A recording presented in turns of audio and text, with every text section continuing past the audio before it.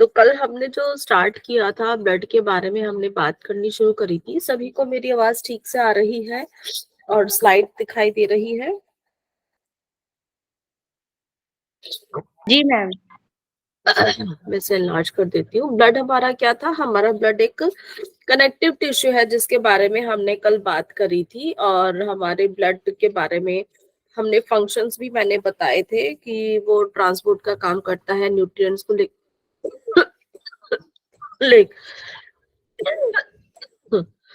Sorry, मुझे आज थोड़ा सा प्रॉब्लम रहेगा बीच बीच में, तो प्लीज कोऑपरेट करिएगा। ओके। तो हमारे ब्लड के जो सॉलिड और लिक्विड दो चीजों से बना हुआ होता है। जो सॉलिड पार्ट होता है वो सेल से बना होता है 45%, और जो लिक्विड पार्ट होता है उसको हम बोलते हैं प्लाज्मा, है ना। जैसे हमारे सेल के अंदर लिक्विड पार्ट को हमने क्या बोला था? प्लाज्मा बोला था। क्या था वो? साइटोप्लाज्म, है ना। न्यूक्लियस के अंदर भी जो उसका न्यूक्लियोप्लाज्म, तो जो भी वाटर पार्ट होता है हम उसको प्लाज्मा की तरह मान के चलते हैं। तो ब्लड का भी जो प्लाज्मा होता है वहां पे उसका होता है 55% का। ये भी काफी चीजों से मिलके बना होता है जो हमारा प्लाज्मा है। इसमें भी हमारा पानी होता है, कुछ आयंस होते हैं, प्लाज्मा प्रोटीन्स होते हैं, कुछ इनऑर्गेनिक सॉल्ट्स होते हैं, न्यूट्रिएंट्स होते हैं, हार्मोन्स होते हैं, गैसेस होती हैं। ये सारे हमारे जो मिलके बनाते हैं हमारे प्लाज्मा को। कोई एंट्री करना चाहते हैं यार? आप लोग थोड़ा सा जल्दी एंट्री कर लिया करिए, मैं ऑलरेडी बहुत लेट ही है स्टार्ट करती हूँ। कोई और रहता नहीं आने के लिए?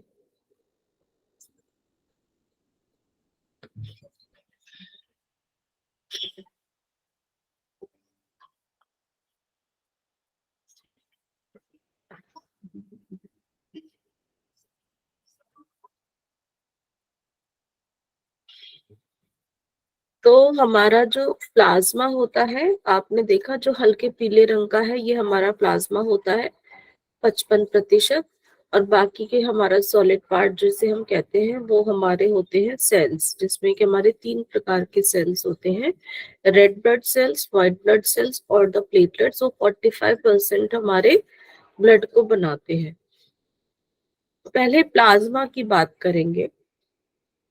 प्लाज्मा हमारा जो होता है हल्के पीले रंग का जो फ्लूइड होता है उसको हम प्लाज्मा बोलते हैं। स्ट्रॉ कलर बोलते हैं यूजुअली हम उसको। स्ट्रॉ कलर मतलब जो भूसा होता है ना, आपने देखा होगा सूखी हुई घास या भूसा, वो वाला कलर प्लाज्मा का होता है। प्लाज्मा किस किस चीजों से मिलके बना होता है? ये भी इसमें 90% लगभग पानी होता है, और इसके अंदर कुछ घुले हुए तत्व होते हैं। वो घुले हुए तत्व कौन से होते हैं? प्लाज्मा प्रोटीन होते हैं, कुछ नमक होते हैं जो ऑर्गेनिक और इनऑर्गेनिक टाइप के होते हैं, कुछ न्यूट्रिएंट्स होते हैं, कुछ वेस्ट मटेरियल होते हैं, एंजाइम्स होते हैं, हार्मोन्स होते हैं, और गैसेस भी होती हैं। तो हमारे इसमें जो हमारे प्रोटीन्स होते हैं जो है वो, उनको हम कहते हैं प्लाज्मा प्रोटीन्स, जो कि एल्बुमिन, ग्लोबुलिन, फिब्रिनोजेन, ये सब होते हैं। ये हमारे ब्लड का जो है एक तरह का प्रेशर भी मेंटेन में मदद करते हैं। भाई देखिए, मुझे ना बार बार फिर स्लाइड को बंद करना पड़ता है, क्लास में आना पड़ता है, दरवाजा खोलना पड़ता है कि आप लोग आए। और तो ये मुझे प्लीज आप लोग थोड़ा सा इस चीज को, अपना डेकोरम को मेंटेन करिए। मैं आप लोगों से सभी से रिक्वेस्ट करूंगी कि क्लास का टाइम 5 बजे का है। हम फिर भी क्लास को 5 मिनट के बाद स्टार्ट करते हैं, जिसमें कि पहले प्रार्थना होती है और थोड़ा सा स्क्रीन शेयर करते करते हैं। तो आप लोगों से रिक्वेस्ट है कि आप समय पर आइए, अदरवाइज मैं स्क्रीन शेयर के टाइम पे आप लोगों को एंट्री नहीं करा पाऊंगी। तो आप कोशिश करा करिए कि आप उससे पहले ही जो है जुड़ने का ही प्रयास करा करिए।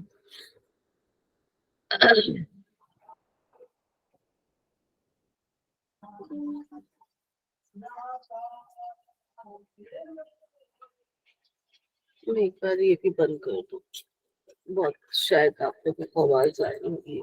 बाधक तत्व एक्चुअली ना बहुत होते हैं, कुछ आपकी तरफ से भी हो सकते हैं, कुछ मेरी तरफ से भी होते हैं, लेकिन सफर है ना सभी लोग करते हैं। टाइम क्योंकि मुझे बहुत ज्यादा है कि आप लोगों का समय भी बहुत कीमती है, जो लोग जन समय पर जुड़ जाते हैं तो उनका तो टाइम वेस्ट नहीं होना चाहिए ना एटलीस्ट। कई बारी अभी मेरी तबीयत खराब है, भगवान ना करे ज्यादा वो हो जाए तो मैं शायद आपसे ब्रेक भी लेना चाहूंगी, तो आपका सिलेबस फिर थोड़ा सा स्लो हो जाएगा, परंतु मैं कोशिश कर रही हूँ कि मैं कोर्स आपका टाइम पर कवर करा दूं। चलिए, प्लाज्मा में हमारे जो प्रोटीन्स होते हैं उनका नाम क्या है, हमारा एल्ब्यूमिन, ग्लोबुलिन, फाइब्रोनेजिन होते हैं, और भी कुछ होते हैं जो कि हमारे ब्लड में मदद करते हैं। किस किस काम में मदद मदद करते हैं? बेसिकली प्लाज्मा प्रोटीन का काम होता है कि जो एक प्रेशर जो होता है, लिक्विड का प्रेशर जो होता है, वो हमारे ब्लड का भी एक बहने के हिसाब से या काम करने के हिसाब से, है ना, एक प्रेशर को मेंटेन करना। तो ऑस्मेटिक प्रेशर जो होता है उसको हमारे ये प्लाज्मा प्रोटीन्स मदद करने हैं। अगर ये ऊपर नीचे हो जाएंगे तो जो ब्लड का जो ऑस्मोटिक प्रेशर है कम हो जाएगा, तो उसके अंदर पानी की मात्रा ज्यादा या पानी बाहर निकल जाएगा या इस तरह से हो जाएगा, तो हमारे शरीर में ना सूजन आ जाएगी या फिर कुछ और जो भी उसके हिसाब से प्रॉब्लम्स होनी शुरू हो जाएंगी। तो अंदर जो हमारा हम ऑस्मेटिक प्रेशर मेंटेन करने का काम एल्ब्यूमिन करता है। ठीक है ना, तो एल्ब्यूमिन का काम जो है कि यहाँ पर आपने लिखा है, जो हमारे ब्लड का जो प्लाज्मा का जो ऑस्मेटिक प्रेशर होता है, प्लाज्मा प्रोटीन्स इसको करते हैं। नहीं तो क्या होगा, उसमें हमारे प्लाज्मा का जल रक्त में रुका रह जाएगा, तो शरीर के अंदर सूजन आ जाएगी, है ना। 60%, 60% एल्ब्यूमिन प्रेजेंट होते हैं। ग्लोबुलिन होते हैं, ग्लोबुलिन का क्या काम है? ग्लोबुलिन हमारे इम्यूनिटी में मदद करते हैं। इनसे जो हमारे लिम्फ सेल्स जो बनते हैं वो पैदा होने में मदद करते हैं, इम्यूनिटी में जो कि हमारे लिम्फ सेल्स मदद करते हैं। तो ग्लोबुलिन बेसिकली एंटीबॉडीज को बनाने में मदद कर रहा है। ठीक है। तो ग्लोबुलिन जो होते हैं वो 35% तक होते हैं। एल्ब्यूमिन कितने थे? 60 थे। ग्लोबुलिन हमारे 35 है। एल्ब्यूमिन में अभी बताया था ऑस्मेटिक प्रेशर से क्या होता है कि हमारे एक ईडीमा, ईडीमा मतलब सूजन आ जाती है शरीर में, तो उस रोग में रक्त से पानी निकलकर आसपास के ऊतकों में एकत्रित हो जाता है, क्योंकि अगर एल्ब्यूमिन नहीं होगा तो फिर क्या होगा, वो प्रेशर को मेंटेन नहीं कर पाते हैं। तो एल्ब्यूमिन का होना बहुत जरूरी है। और ग्लोबुलिन, ग्लोबुलिन हमारी इम्यूनिटी में मदद करता है। फाइब्रोनेजिन हमारे ब्लड को क्लॉट करने में मदद करता है, कि अगर हमारा खून कहीं से, हमारा कुछ चोट लग जाती है, बहने लग जाता है, या कहीं से भी कुछ ब्लीडिंग होती है, तो खून बहता ही रहेगा। उधर जाकर ये जो फाइब्रोनेजिन इकट्ठा होकर उस क्लॉटिंग को भी जो है मदद करते हैं उस क्लॉटिंग को बनने में। ठीक है ना। तो रक्त में थक्का जमने के बाद जो हमारा बच जाता है, आपने देखा होगा, एक सीरम उसको हम कहते हैं। तो ये सारे हमारे प्लाज्मा प्रोटीन है जो कि मदद करते हैं हमारे प्लाज्मा को उसकी फंक्शनिंग में। तो ग्लोबुलिन्स का हमारा 35% है। तो ग्लोबुलिन्स हमारे कई प्रकार के होते हैं, ये मैंने अभी आपको बताया था। बेसिकली इनका काम होता है हमारी इम्यूनिटी में मदद करने का। अल्फा, बीटा, गामा करके ये होते हैं। अल्फा बीटा ग्लोबुलिन्स जो होते हैं वो वसा में घुलनशील होते हैं, है ना। और जैसे कि जो हमारे विटामिन होते हैं, ए डी ई के, फैट सॉल्युबल होते हैं ना, और उसके द्वारा फिर वो पूरी बॉडी में हमारे जो है ये वाले ग्लोबुलिन्स जो है हमारे इम्यून सेल्स को इधर से उधर पहुंचाते हैं और इम्यूनिटी में मदद करते हैं। कोई भी बीमारी अगर हमारे शरीर में होती है तो ये जो ग्लोब्यूल्स जो सेल्स जो बनाते हैं ये हमारे हेल्प करते हैं कि हमें अलग अलग तरह की बीमारी में ये वहां पर जाके एक्ट करते हैं। ओके। अब हम देखेंगे कि हमारे सेल्स, ये हमने पढ़ी प्लाज्मा के बारे में बात, अब हम बात करेंगे सेल्स की। तो सेल जो मतलब सॉलिड पार्ट जो बनाते हैं, कितना था वो हमारा 45%। 45% वो किससे मिलके बनता है? हमारे रेड ब्लड सेल से, व्हाइट ब्लड सेल से और प्लेटलेट्स, ये तीनों मिलके सॉलिड पार्ट बनाते हैं ब्लड का, जिसमें कि अलग अलग हमारे इनकी जो डेवलपमेंट होती है, ब्लड सेल्स की डेवलपमेंट को हम हेमोपोइसिस भी बोलते हैं। और कहाँ पर बनते हैं ये हमारे बोन मैरो में, एक मैच्योर पर्सन में, एक एडल्ट में, ये हमारे बोन मैरो में बनते हैं। हम पहले भी इस बारे में बात कर रहे थे। हमने पढ़ा था कि जितने भी हमारे ब्लड सेल्स हैं वो हमारे बोन मैरो में डेवलप होते हैं। ठीक है, तो हमारे कितने प्रकार के हैं सेल्स? पहले हम रेड ब्लड सेल्स की बात करते हैं, जिनको हम शॉर्ट में बोलते हैं आरबीसी, रेड ब्लड सेल्स, जिनको हम एरिथ्रोसाइट्स भी कहते हैं। हाँ, जिनको हम क्या कहते हैं? एरिथ्रोसाइट्स। और इनकी जो काउंटिंग लगभग होती है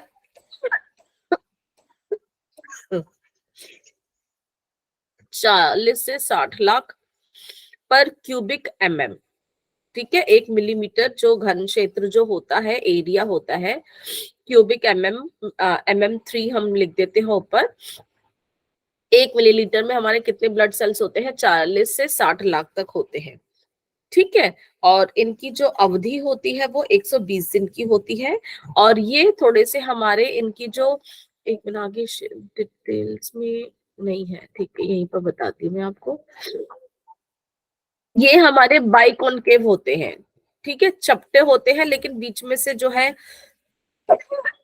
इनके सरफेस एरिया को जो बढ़ाने के लिए ये बाइकॉनकेव होते हैं। इनके अंदर न्यूक्लियस नहीं प्रेजेंट होता है। न्यूक्लियस किस लिए नहीं प्रेजेंट होता? ताकि वो मैक्सिमम ऑक्सीजन जो है ग्रहण कर सके, क्योंकि आरबीसी का ही काम है कि जो हमारे लंग से जो ऑक्सीजन आती है, तो जो ब्लड के अंदर ऑक्सीजन आती है, ये मेनली उसको एब्जॉर्ब करके रखते हैं। और ये हमारी बोन मैरो के अंदर, रेड बोन मैरो के अंदर इनकी डेवलपमेंट होती है। 120 दिन इनकी अवधि होती है। तो 120 दिन के अंदर ये जो है अपने आप को नया बना लेते हैं। ठीक है, और 7 दिन के अंदर ही ये जो प्रोसेस इनका होता है, फिर ये जो है करने बन जाते हैं। 7 दिन के अंदर पूरी तरह से बन जाएंगे। फिर 120 दिन के बाद फिर से ये धराशी होने शुरू हो जाते हैं। इनकी जो है लाइफ स्पेन खत्म हो जाती है। तो यहाँ पर हमारे जो है आरबीसी का एक फैक्टर है कि हमारे इसके अंदर बनते हैं हमारे हीमोग्लोबिन से। जो हमारे आरबीसी के अंदर होता है, हीम प्लस ग्लोबिन से हमारा हीमोग्लोबिन बना है। हीम मतलब आयरन से वो रिलेटेड है, ग्लोबिन प्रोटीन है। तो यहाँ पर हमारे हीमोग्लोबिन जो हमारे रेड ब्लड सेल्स में प्रेजेंट होता है, हीम से ही हमारी ऑक्सीजन अटैच होती है और ऑक्सी हीमोग्लोबिन बन जाता है, जो कि हमारे हर आगे के बॉडी में जो है पास होती है। तो हमारे आयरन के अटैचमेंट के लिए हीमोग्लोबिन होना बहुत जरूरी है। जिनको भी हीमोग्लोबिन की डेफिशिएंसी होती है, तो उनको फिर वो एनर्जी आगे नहीं मिल पाती है। ठीक है ना, तो ये बहुत जरूरी है। तो हीमोग्लोबिन एक एक्चुअली हमारा ये एक कॉम्प्लेक्स प्रोटीन है। हीम जो आयरन कंटेनिंग होता है और ग्लोबिन हमारा प्रोटीन कंटेनिंग है। और ये ऑक्सीजन से क्या मिलते हैं? Oxy haemoglobin. इसके बाद हमारा आते हैं डब्ल्यूबीसी। डब्ल्यूबीसी जो है, इनको हम ल्यूकोसाइट्स भी बोलते हैं। और ये जो है कई प्रकार के होते हैं। आरबीसी तो एक ही प्रकार का होता है, लेकिन डब्ल्यूबीसी कई प्रकार के होते हैं। और इनका मेन काम होता है हमारे बॉडी के अंदर बीमारी से लड़ने का। इनकी अवधि 13 से 20 दिन के लगभग होती है। और इनकी जो काउंट होती है वो 4000 से लेके 11000 पर क्यूबिक एमएम होती है।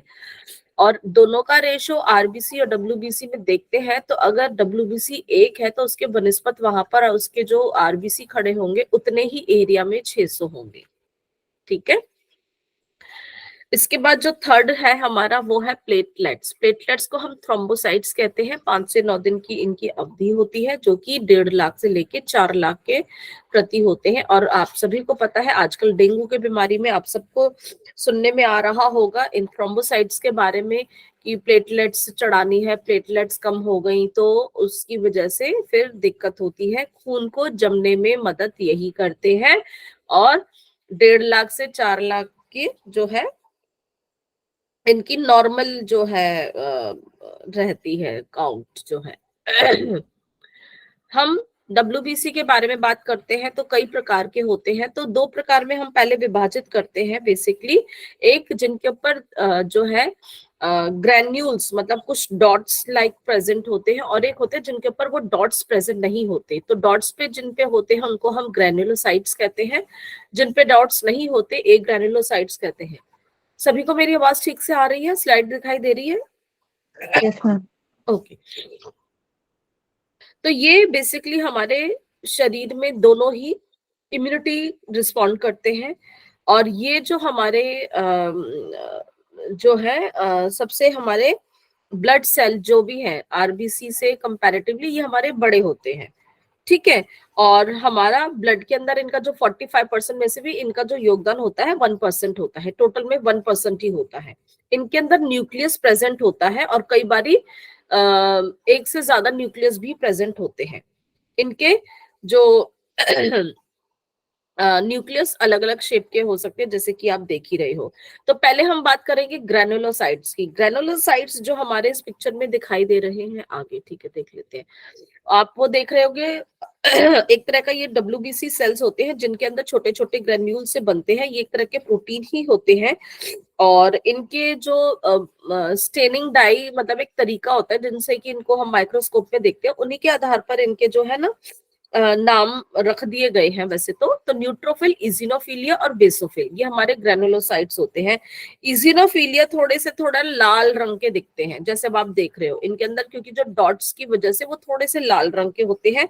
बेसोफिल्स थोड़े से नीले रंग के दिखाई देते हैं, और न्यूट्रोफिल्स जामुनी रंग के दिखाई देते हैं। तो जो स्टेनिंग के आधार पर इनके नाम जो हम रख दिए जाते हैं। और आगे जो हमारे ए ग्रैन्युलोसाइट्स में तो हमारे कोई इस पे वो होते ही नहीं है, ग्रैन्यूल्स नहीं होते हैं, ठीक है। लेकिन इनके जो न्यूक्लियस है इनके अंदर न्यूक्लियस काफी बड़े बड़े होते हैं, ठीक है ना। और यहाँ पर दो ही होते हैं ए ग्रैन्युलोसाइट्स, लिम्फोसाइट और मोनोसाइट। लिम्फोसाइट और मोनोसाइट, ठीक है। तो अब हम और हाँ लिम्फोसाइट्स को फिर हम फर्दर देखते हैं। तो लिम्फोसाइट्स आगे हमारे कई प्रकार के होते हैं, टी लिम्फोसाइट्स, बी लिम्फोसाइट्स, है ना, ये और नेचुरल किलर्स सेल, ये सारे सभी व्हाइट ब्लड सेल्स का काम होता है बैक्टीरिया या कोई भी रोग होता है उससे लड़ने का। कैसे बीमारी घुसी है उसके हिसाब से सबका काम अलग अलग होता है, उस हिसाब से करते हैं।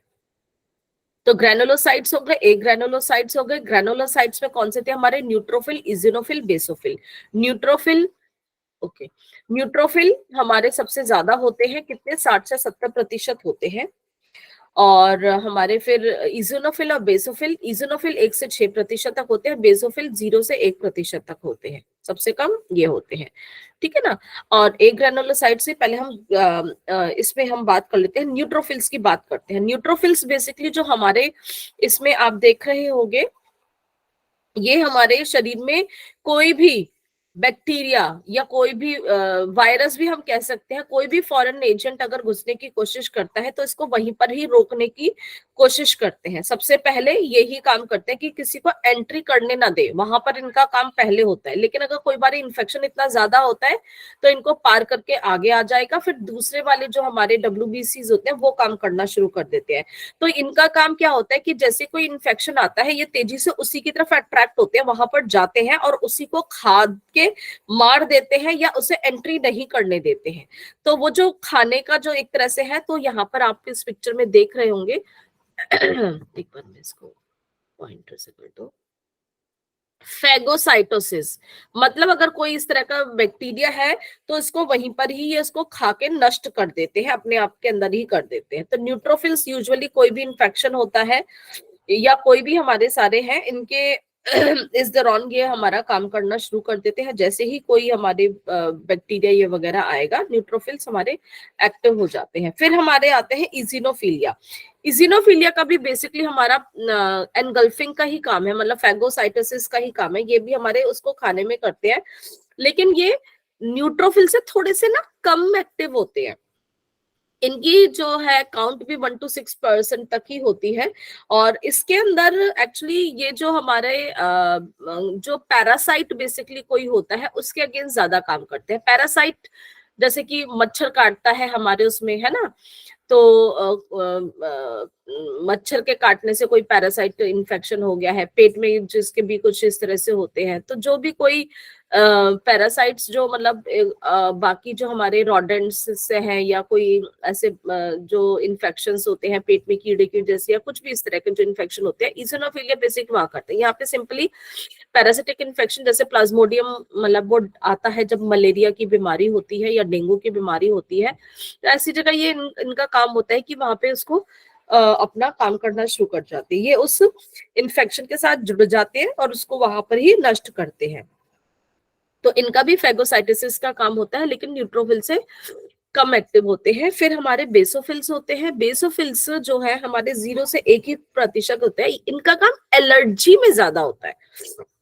जैसे अब आजकल मुझे खांसी जुकाम थोड़ा सा हो रहा है ना, बदलते मौसम में हो रहा है, तो यहाँ पे शायद मेरे जो बेसोफिल सेल्स, अब मैं अपना ब्लड टेस्ट कराऊंगी ना, तो आजकल मेरे वो थोड़े से बड़े हुए आएंगे बड़े हुए आएंगे, इसका मतलब मैं वो इन्फेक्शन से फाइट करने के लिए उनकी काउंट थोड़ी सी ज्यादा मिलेगी, तो पता चल जाएगा कि हाँ इसके अंदर ये है। वैसे नॉर्मली 0 to 1% होगा, लेकिन आज की डेट में ये हो सकता है मेरे थोड़े से ज्यादा होंगे, ये ज्यादा हो जाएंगे ताकि वो फाइट कर सके। तो बेसिकली इनका काम जो होता है ना, कोई भी एलर्जिक कोई भी बॉडी के अंदर होती है तो ये ऐसे शरीर के अंदर अपने प्रोडक्ट्स छोड़ते हैं जिससे कि उसके खिलाफ जो है वो काम हो सके। जैसे मुझे छींके आ रही है ना, नहीं तो अगर किसी को दूसरी तरह की एलर्जी होती है तो उसके बॉडी पे रैशेस हो जाएंगे, रेडनेस हो जाएगी, और भी किसी तरह से खारिश हो जाएगी, तो ऐसे ऐसे काम करते हैं। तो ये हमारे बेसोफिल्स होते हैं। ये हमारे काम इनका भी हमारे जो होता है इन्फ्लामेशन और एलर्जी प्रोड्यूस करना है। इस तरह से हमारी बॉडी में इन्फेक्शन को रोकते हैं।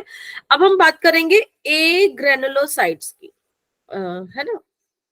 ए ग्रेनुलोसाइट्स लिम्फोसाइट्स और मोनोसाइट्स होते हैं। हमने देखा इनके अंदर न्यूक्लियस कंपैरेटिवली ग्रेनुलोसाइट से बड़े बड़े पाए जाते हैं, परंतु इनमें ये डिफरेंस है कि इनके अंदर कोई भी ग्रेन्यूल्स नहीं होते हैं, लिम्फोसाइट और मोनोसाइट। पहले मोनोसाइट की बात कर लेते हैं। मोनोसाइट के ये भी हमारे बड़े बड़े आकार के सेल्स होते हैं और ये हमारे ब्लड में भी ये घूमते रहते हैं। ये किनके खिलाफ कर लड़ते हैं? ये बैक्टीरिया, वायरस, फंगस, ये इनके खिलाफ जो है लड़ते हैं। ये कई बारी क्या होता है कि बॉडी का ये टेम्परेचर बढ़ाने में मदद करते हैं। जैसे हम लोगों को होता है ना, कोई इन्फेक्शन आ जाए, हमें बुखार आ जाता है। बुखार क्यों आता है? ताकि हमारे बॉडी का टेम्परेचर रेज हो जाए। जब टेम्परेचर रेज होता है तो बैक्टीरिया वगैरह वहां पे सर्वाइव नहीं कर पाते हैं, तो ये इस तरह से हमारी बॉडी के अंदर इम्यूनिटी का काम करते हैं। तो ये शरीर का तापमान बढ़ा देते हैं ताकि वो कोई भी हो वो सर्वाइव नहीं कर पाए। और साथ ही साथ यहाँ पर ये हमारे कुछ इस तरह के इन्फ्लामेशन को भी प्रोड्यूस कर देते हैं। वही रेडनेस हो गई, सूजन आ जाती है, या हमारी जो फीवर आ जाता है, ये इस तरह से भी हमारे मोनोसाइट काम करते हैं, इम्यूनिटी को हेल्प करते हैं। इसके बाद है लास्ट में हमारे लिम्फोसाइट्स। लिम्फोसाइट्स कंपैरेटिवली मोनोसाइट्स से छोटे होते हैं। तो सबसे बड़े हमारा जो सेल WBC होते हैं कौन सा होगा? मोनोसाइट। लिम्फोसाइट मोनोसाइट से थोड़े छोटे होते हैं, लेकिन इनका न्यूक्लियस कंपैरेटिवली बड़ा होता है। देखोगे आप दोनों में कंपैरिजन करोगे तो इनका न्यूक्लियस काफी बड़ा है। इनका काम होता है, ये हमारे लिम्फेटिक टिश्यू जो हमारे लिम्फ बनाने में मदद करते हैं, लिम्फ नोड्स जो हमारे होते हैं उनमें ये सबसे ज्यादा पाए जाते हैं। जो हमारा लिम्फेटिक सिस्टम होता है ना, ये वहां ज्यादा पाए जाते हैं। ये हमारे शरीर में जो भी इन्फेक्शन आता है उसकी वजह से जो भी एंटीजन प्रोड्यूस होते हैं, उन एंटीजन से जाके ये लड़ते हैं। तो यहाँ पर भी इनके अलग अलग तरह के होते हैं, बी लिम्फोसाइट्स और टी लिम्फोसाइट और नेचुरल किलर सेल होते हैं। तो जैसे कि हम देख रहे हैं बी लिम्फोसाइट्स ये बोन मैरो में बनते हैं, तो इसलिए इनका नाम है बी लिम्फोसाइट्स। और ये हमारे शरीर में क्या काम करते हैं? ये शरीर में हमारे एंटीबॉडीज को प्रोड्यूस करते हैं। एंटीबॉडीज हमारे शरीर में, एक आपने सुना होगा ना, एंटीबायोटिक दवाइयां खा लो, वो होती है बाहर लैब में बनी हुई दवाइयां, लेकिन हमारे शरीर के अंदर खुद ही भगवान ने इतनी अच्छी लैब भेज रखी है, खुद ही हमारे शरीर में एंटीबॉडीज भी प्रोड्यूस होती हैं उस बैक्टीरिया के खिलाफ। एंटीबायोटिक्स जो हमारी होती है, तो वो हमारा ये बी लिम्फोसाइट्स बनाते हैं ताकि हमारे शरीर को इम्यूनिटी मिले उस बीमारी से लड़ने के खिलाफ। टी लिम्फोसाइट्स हमारे, टी जो है, टी से थाइमस ग्लैंड, बी से हमारा बोन मैरो, ये हमारे थाइमस ग्लैंड में बनती है। इनका भी काम यही होता है, ये एंटीजन्स को पहचानते हैं कि अच्छा इस बैक्टीरिया ने ये एंटीजन प्रोड्यूस किया है, तो उसके खिलाफ अच्छा, फिर ये हमारे उस एंटीबॉडीज को प्रोड्यूस कर देते हैं। सारा काम जो होते हैं ना, सब मिलजुल के ही करते हैं समहाउ। तो इस तरह से ये हमारे जो है मदद करते हैं किसमें, हमारे इन्फेक्शन को रिमूव करने में। तो यहाँ पर हम देखेंगे न्यूट्रोफिल्स, हमने बात की थी, फेगोसाइटिस का काम करते हैं, और मोनोसाइट भी हमारे फेगोसाइटिस का काम भी करते हैं, यहाँ पे हमारे इन्फ्लेमेशन का भी करते हैं। लिम्फोसाइट्स क्या करते हैं, हमारे एंटीबॉडीज का उत्पादन करते हैं। मैंने अभी जैसे बताया, लिम्फोसाइट्स हमारे एंटीबॉडीज को प्रोड्यूस, एंटीजन को पहचानते हैं, फिर एंटीबॉडीज को प्रोड्यूस करते हैं। समझ आ गया सभी को? अब हम बात करेंगे हमारे थर्ड और ब्लड का जो लास्ट जो उसका कॉम्पोजिशन है, हमारी प्लेटलेट्स के बारे में, जिनको हम क्या बोलते हैं, थ्रोम्बोसाइट्स बोलते हैं। थ्रोम्बोसाइट्स के जो अंदर भी, इस पिक्चर में आप देख रहे होंगे, रेड वाले हमारे क्या है, आरबीसी है। आरबीसी देखो बीच में से ना ऐसे पिचके हुए होते हैं दोनों तरफ से, इसको हम बाइकनकेव बोलते हैं, ताकि इसको न्यूक्लियस होता नहीं है और ऑक्सीजन में। व्हाइट वाले आप देख रहे होगे ना, छोटे होते हैं इनके, ये हमारे डब्ल्यूबीसी है, और येलो कलर वाले हमारे प्लेटलेट्स होते हैं। तो ये इस तरह से हमारे है। तो प्लेटलेट्स भी हमारे बिना न्यूक्लियस के ही होते हैं, जैसे आरबीसी होता है, और ये हमारे ब्लड के अंदर सबसे छोटे सेल्स होते हैं। ये भी हमारे कहाँ बनते हैं, बोन मैरो में बनते हैं, रेड बोन मैरो में बनते हैं, और लेकिन इनका सबसे बड़ा काम होता है खून का थक्का जमाने में, ब्लड क्लॉटिंग में, जिसके कारण हमारे शरीर के अंदर खून का बहना रुकता है। अगर ये नहीं होंगे तो हमारे शरीर में अगर कहीं से बहना शुरू होगा खून, तो वो रुकेगा नहीं और बहता चला जाएगा।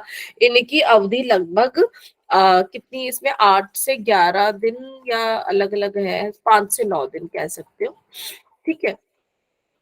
एक हफ्ता लमसम में अगर हम कहेंगे 5 से 9 दिन होती है। तो जब क्या होता है कि कोई भी ब्लड वेसल कहीं भी किसी कारण से कट जाती है, तो वहां से खून जब बहता है, तो प्लेटलेट तुरंत आके वहां पर, और फाइब्रोनेजन भी था हमारे प्लाज्मा में, ये तुरंत आते हैं और उस ब्लड को जो है बहने से रोकते हैं, ठीक है।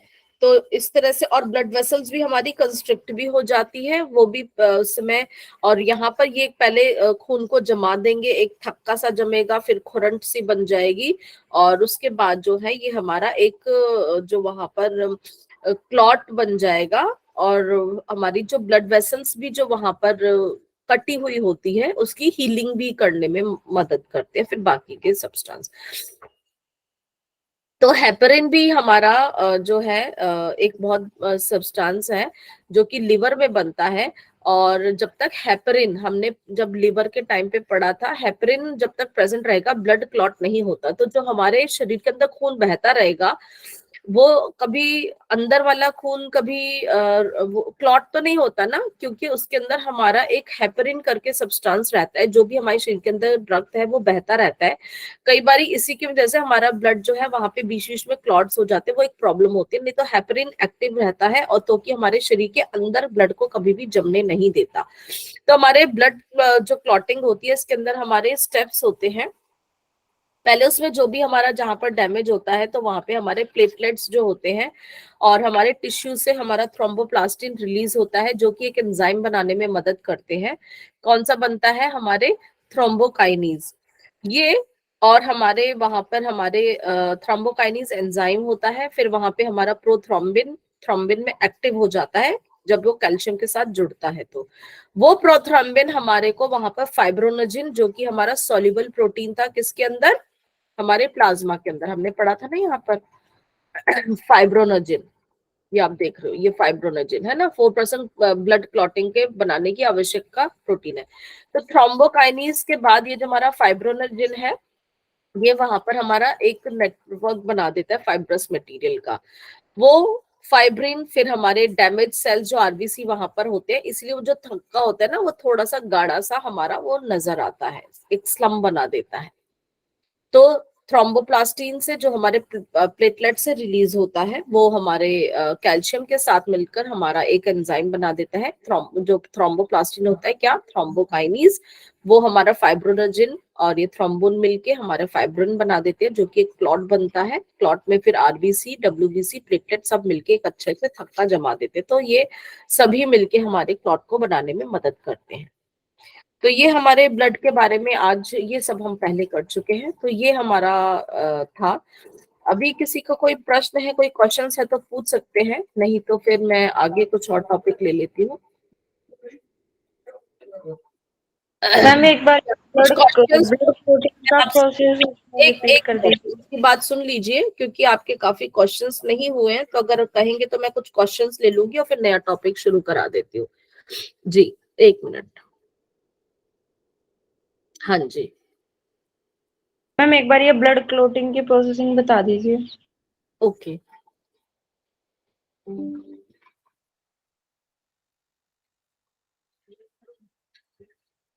प्लेटलेट में हमारा एक सब्सटेंस होता है प्रोथ्रोम्बोप्लास्टिन, ठीक है। प्रोथ्रोम्बोप्लास्टिन, वहां पर हमारे जो कैल्शियम भी होता है उसके साथ मिलकर एक हमारा जो है थ्रोम्बोप्लास्टिन में वो कन्वर्ट हो जाता है, और फिर वहां पे एक हमारा एंजाइम बनाता है जिसको हम कहते हैं थ्रोम्बोकाइनीज। थ्रोम्बोकाइनीज जो होता है हमारा, ये एक एंजाइम होता है। तो यहाँ पर वो हमारे फिर फाइब्रोनोजिन से मिलके हमारे को वहां पे जो प्रोथ्रोम्बिन, हमारा यहाँ पर जब एंजाइम जो होता है वो थ्रोम्बिन में कन्वर्ट हो जाता है। प्रोथ्रोम्बिन से थ्रोम्बिन में कन्वर्ट हो गया। फाइब्रोनोजिन, फिर यही थ्रोम्बिन जो उसको मदद करता है, फाइब्रिन मतलब एक क्लॉट बनता है। उस फाइब्रिन से वहां पर जो है एक रेशे से बन जाते हैं, पॉलीमर से बन जाते हैं, जो कि इस तरह से हमारे कोगुलेशन में मदद करते हैं। तो बेसिकली फिर आरबीसी वहां पर हो जाते हैं, इसलिए वो कालापन पे होते हैं। डब्ल्यूबीसी सेल्स भी हमारे कुछ प्रेजेंट होते हैं, प्लेटलेट होता है। प्लेटलेट से हमारे वहां पर क्लॉटिंग फैक्टर जो हमारे आ जाते हैं, वो जो कि हमारे ये यहाँ पर था ना, प्रोथ्रोम्बोप्लास्टिन जो प्लेटलेट के अंदर होते हैं। तो इस तरह से हमारा एक क्लॉट जम जाता है। इस पिक्चर को ना देख के मैं थोड़ा सा समझाऊंगा।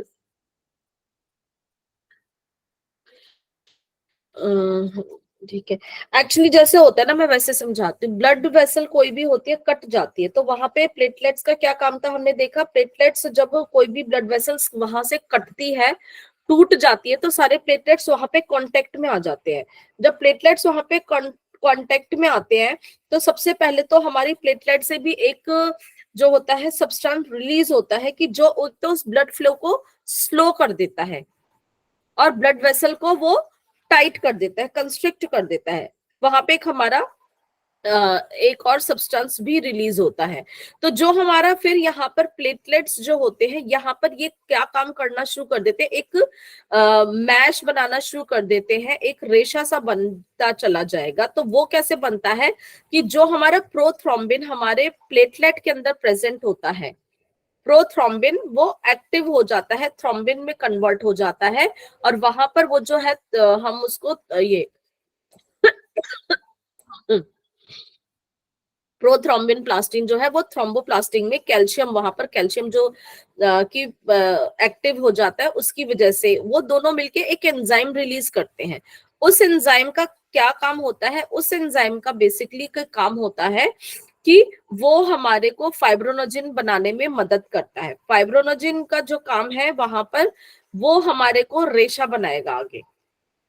प्रोथ्रोम्बिन थ्रोम्बिन में कन्वर्ट होगा, फिर उसको फाइब्रोनोजिन उसको फाइब्रिन में कन्वर्ट कर देगा, फिर हमारा वहां पे ब्लड जो है कोगुलेशन हो जाएगा, क्लॉट जो है वो बन जाएगा, और यहाँ पर हमारी रिपेयरिंग भी शुरू हो जाएगी, किसकी, ब्लड वेसल की। तो थ्रोम्बोप्लास्टिन जो कन्वर्ट हुआ कैल्शियम की मदद की वजह से थ्रोम्बोप्लास्टिन में, तो प्रोथ्रोम्बिन फिर हमारा थ्रोम्बिन में कन्वर्ट हो जाएगा, वहां पर एंजाइम जो ये यहाँ पर एंजाइम बना ना, वो उसके ऊपर एक्टिव कर देगा। तो एंजाइम और कैल्शियम मिलके हमारे को जो है थ्रोम्बिन बनाएंगे। फिर वहां पे हमारा जो फाइब्रिन की वजह से हमारा फाइब्रोनोजिन भी मदद करेगा, जो कि हमारा रेशा बनाएगा, क्लॉटिंग बनेगा, रेशा बनेगा, ब्लड सेल्स आ जाएंगे। तो इस तरह से हमारा जो है एक क्लॉट वहां पे बन जाएगा, और हमारी ब्लड वेसल्स की भी रिपेयरिंग शुरू हो जाएगी। ओके, तो अभी हाँ 5:45 हो चुके हैं, तो अगर आज आप कहते हैं टॉपिक खत्म हो चुका है, नया टॉपिक करने की बजाय मैं कुछ आपसे रिवीजन करा लेती हूँ, is it okay? Okay ma'am, एक या डाउट आपके और था। कोई क्वेश्चंस है तो आप अभी क्वेश्चंस पूछ सकते हैं, हमारे पास हाँ, अभी थोड़ा सा टाइम है, फिर मैं आपसे पूछ लेती हूँ। फाइटोनेडियोन भी तो काम करता होना मैम जी, रक्त जमाने में। रक्त जमाने में फाइटोनेडियोन भी तो काम करता होगा, विटामिन के का जो रासायनिक नाम है।